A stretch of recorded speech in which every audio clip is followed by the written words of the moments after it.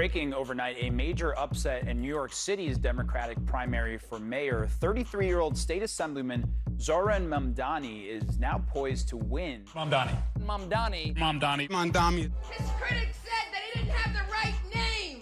And Mamdani said it right? The name is Mamdani. M-A-M-D-A-N-I. You should learn how to say it because we got to get it right. Well, now all of them know his goddamn name. What's his name? What's his name? What's his name? What's his name?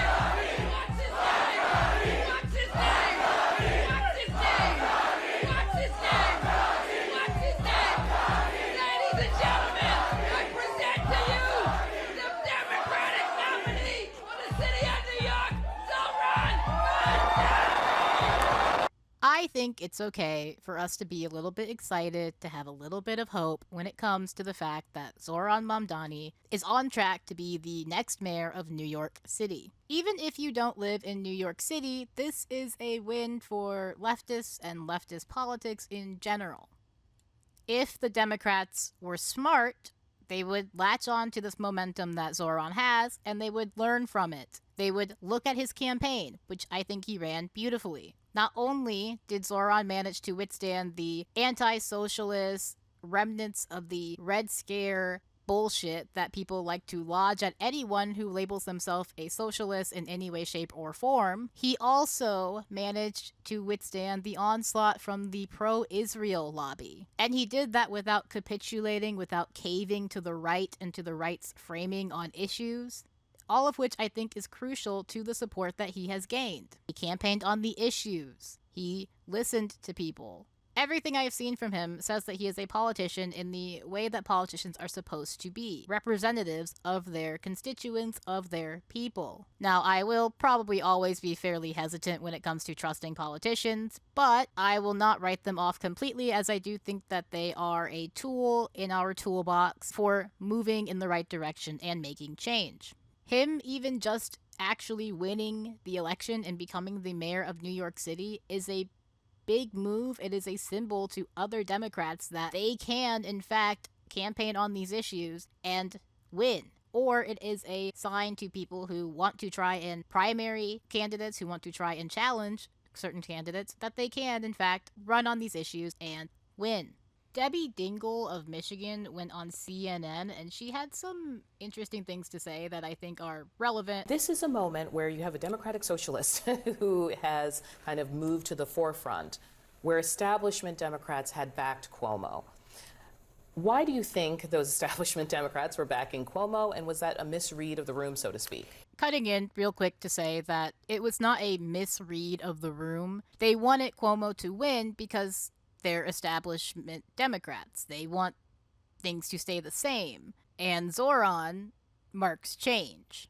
That is what happened. It was not a obliviousness or unawareness of how popular Zohran was. It was everything to do with the fact that they don't want Zohran to win, and they still don't, which is why we may still see Cuomo run in the general, just not as the Democratic candidate. Again, this is not a battle won quite yet, but celebrate your victories. What I noticed about these two candidates, one was out, one was about. They were talking with people. They were using new forms of media. They were using podcasts, social media. And Governor Cuomo ran a very traditional consultant ad, used paid media, and you didn't see him out and about. So while I do think some of his ideas are exciting, people are worried about, let's be clear, people are worried about the cost of living, they're worried about caregiving, they're worried about they can have a job, they can find affordable housing. Yeah. All those issues were there, and he talked about them. People, I'm afraid, are going to try to turn this into, what does this mean? I think it shows that Democrats have got to start getting out and listening to people. Is this a New York win, or can you see more candidates like this gaining traction around the country? I think that what we have to look at is how he campaigned and the issues that he talked about and his ability to meet with a lot of people. Right, and he was to talking be about out. free buses, talking about freezing rents, but affordability. Affordability is what we need to be talking about. Some people are going to try to pin it, he's a communist, What he is talking to people about what they care about, and he's talking to people. Now, people are gonna make the argument that it's New York, it's, liberal, it's whatever, and Zohran wouldn't be able to win anywhere else. And I don't think that's true, because I think that Zohran's strategy of listening to people, fighting for the things that he thinks are best for people, even if they don't necessarily agree with him, and having conviction and standing his ground is what makes him such an appealing candidate in a sea of people who have no conviction, have no commitment to anything but their own pockets, and a lot of young people, especially, who are willing and raring for a change.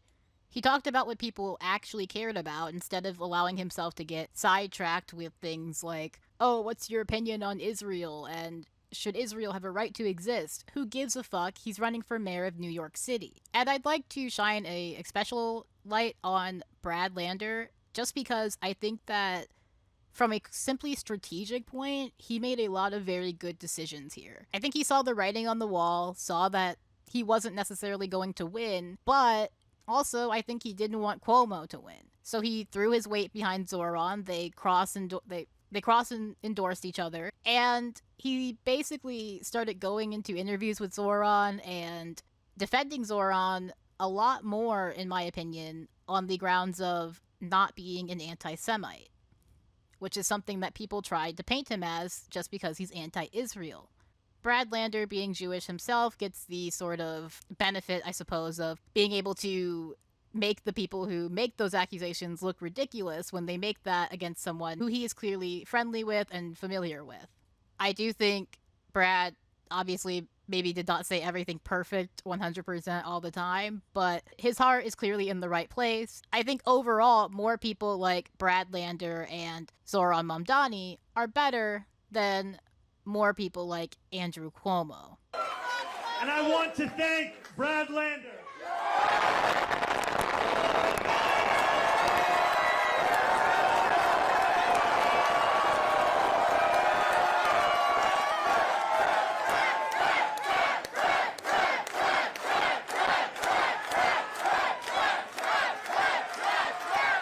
Who did exactly that. Together we have shown the power of the politics of the future. One of partnership and of sincerity.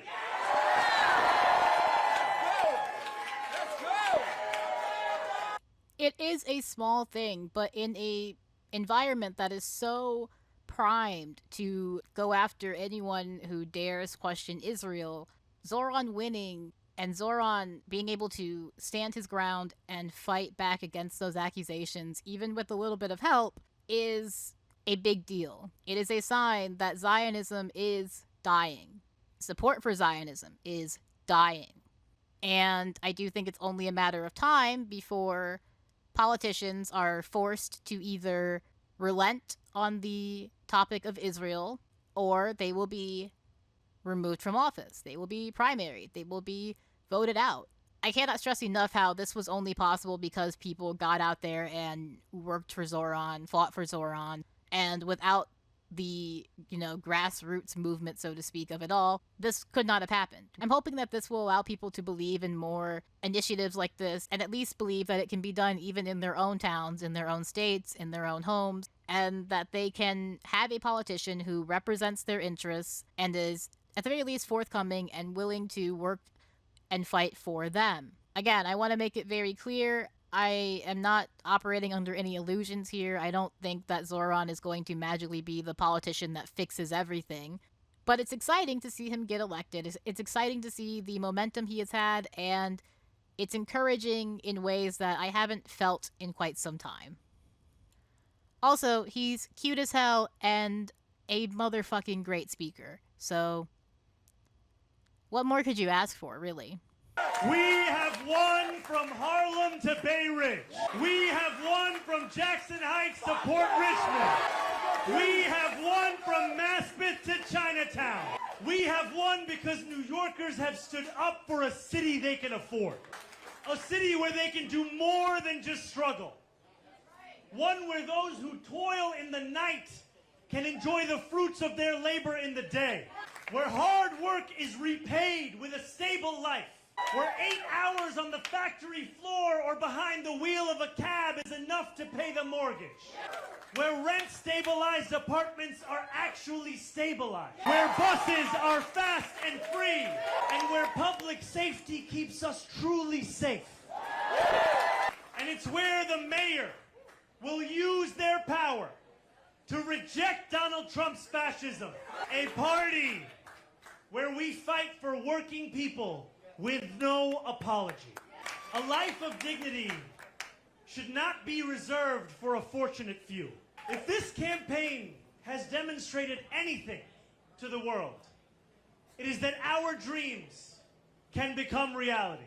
So all of that to say that Zohran's win does have me at least a little bit hopeful as far as politics in this country goes. I think that the important thing to focus on is how he won and the fact that he was able to do so without caving to the right wing's framing on things. This magical, mythical, moderate voter base that they keep trying to appeal to, that they want to come to the left, the strategy did not work. We've seen the strategy of cave to the right, compromise, try and find a common ground. We have seen that that did not work, and those independents tended to lean towards the Republicans in that case. I am hoping that if the Democrats start showing genuine conviction, genuine interest in fighting for their constituents and what they actually want, and for them to have better lives, that they can once again gain support. It's a bit of a pipe dream, but it's really all I have to hope for. I could hope for a completely new third party emerging, but that is a whole other beast, and so I will work within the confines of what I have right now. That being the Democrats needing to get their asses in gear. And I hope that the people who need to be watching this fucking shit are watching, and they see that the support for Zohran is real, it is tangible, and it can be replicated. This is not unique to him. This is not something that only he can manage. This can be done in other places with other candidates. You just have to campaign in a way that actually shows what you want, shows what you're about, and convinces people to move in your direction. But that's basically all I have for you today. Thank you so much for watching. I appreciate you. And let me know down below. Let me know down below, do you think that the Democrats are actually going to learn anything from this race, or are they just going to focus on burying Zohran in the general and making it so that there is no real hope or movement for progressives and people to the left? They will continue to try and alienate that voter base. I really hope that's not the case, because that's not how they win. It's just not. Again, I say, this mythical, magical, moderate voter base that they keep wanting to pull towards them, they don't exist. They don't exist in the way that you think they do, and the way that they do exist, you're not actually pulling them towards you. You're just pulling them, maybe at most, away from voting for the Republicans. But rarely, if ever, do you actually manage to get them to vote Democrat. Let me know down below. Give the video a like for me if you liked it, and hit that subscribe button. I talk about all sorts of shit. I'm working on some gaming stuff too. I was gonna get that up today, but then Zohran won, and it was like, yeah, you know what? I'm gonna talk about Zohran. So that's it. That's all I got. Take care of yourself. Free Palestine. And goodbye.